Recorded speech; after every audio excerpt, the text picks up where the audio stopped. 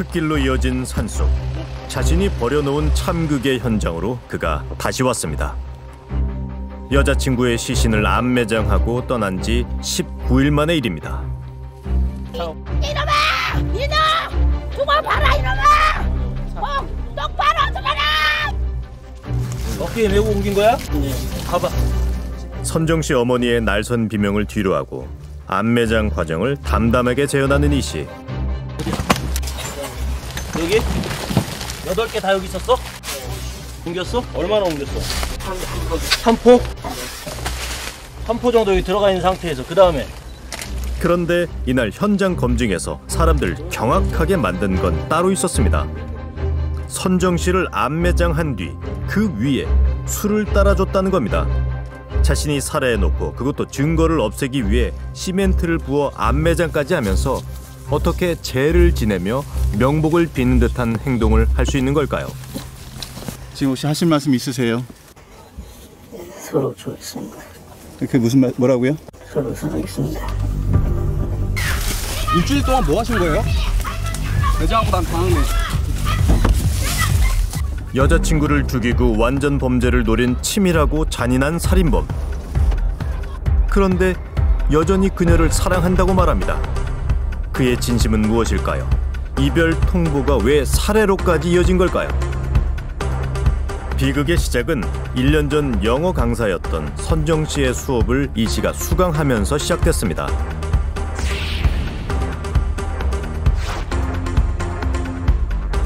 연인이 된 두 사람은 무척 다정했답니다.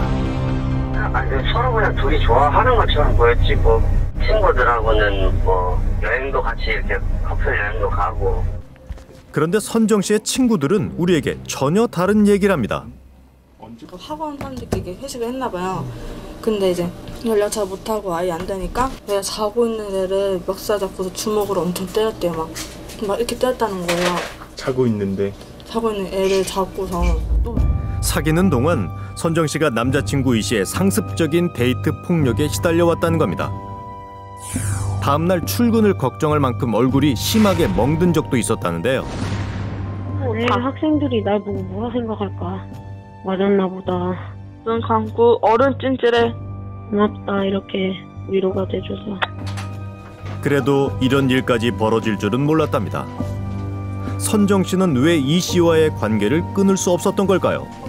헤어지려고 했는데 엄청 빌었대요. 엄청 빌고 현장에도 우리가 애들이 다 막 뭐라 하니까 헤어졌어요. 헤어졌는데 좀 지나다 보니까 그 애가 또 다시 사귀는 거예요. 헤어짐과 만남의 악순환이 계속됐다는 겁니다. 전부터 폭행이 지속적으로 있었다고 들었는데 그 부분에 대해서 하실 말씀 없으세요? 상습 폭행을 부인하는 이 씨. 전문가는 이 씨의 이런 폭력성과 집착 성향에 주목해야 한다고 말합니다. 이별 시도가 정말 진지하게 이번에는 피해자에 의해서 행해질 것이다. 나를 떠날 것이다. 그런 불안과 두려움을 가졌다면 피해자가 떠나지 못하게 하겠다.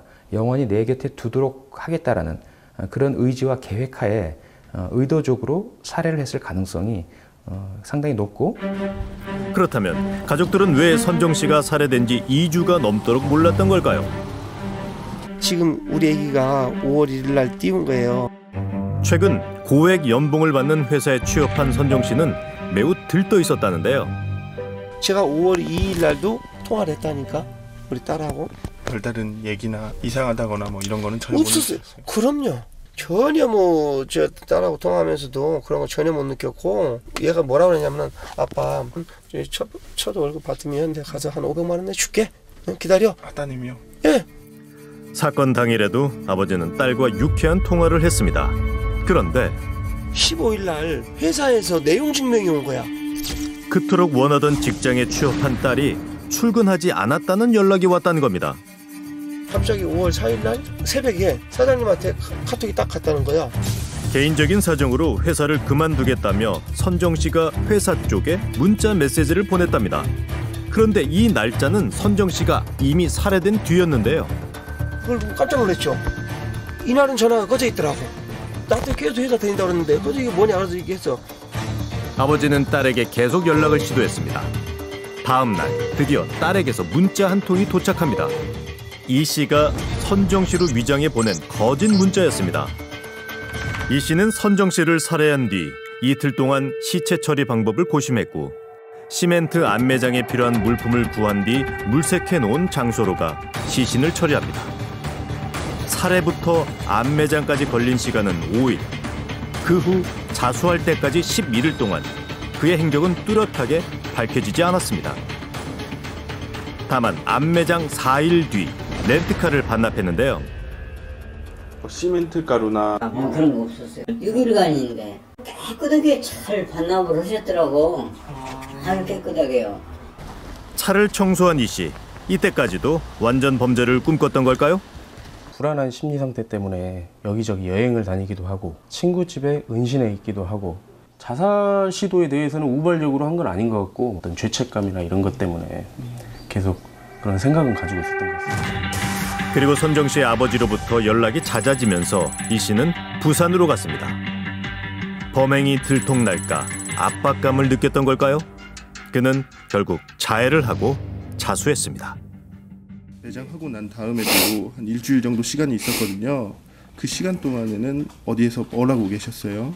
어떻게 해야 되나 계속 죽고 싶었고 죽기는 또 너무 무서웠는데 결국은 자살하기로 마음을 먹었었습니다. 자수 전까지 살인을 숨기려 했던 그의 행동은 치밀했습니다. 그런 그가 갑자기 자살 시도를 한 이유는 무엇일까요? 자살 시도를 했다는 것만으로 감형사유가 되지는 않습니다. 일단 선처에 대한 감정적인 동정은 불러일으킬 수가 있죠. 아마도 이런 행동 정도는 보여야만 내가 동정을 받을 수 있다, 선처를 받을 수 있다, 이런 막연한 그런 기대, 이런 의지가 반영되었을 가능성은 대단히 높아 보입니다. 전문가는 자살이 그의 최종 목표는 아니었을 것이라고 말합니다. 살아올 수만 있다면 무엇이든 하고 싶은 어머니. 힘들게 공부한 딸이 이젠 빚볼일만 남았다고 생각했는데 모든 꿈이 산산조각났습니다. 하지만 딸을 죽인 살인자는 살아서 동정을 구하고 있습니다. 남 얘기인 줄 알았어. 진짜 남 얘기인 줄 알았어. 현실이 아닌 것 같아. 그가 구해야 할 것은 동정과 선처가 아니라 평생에 걸친 참회.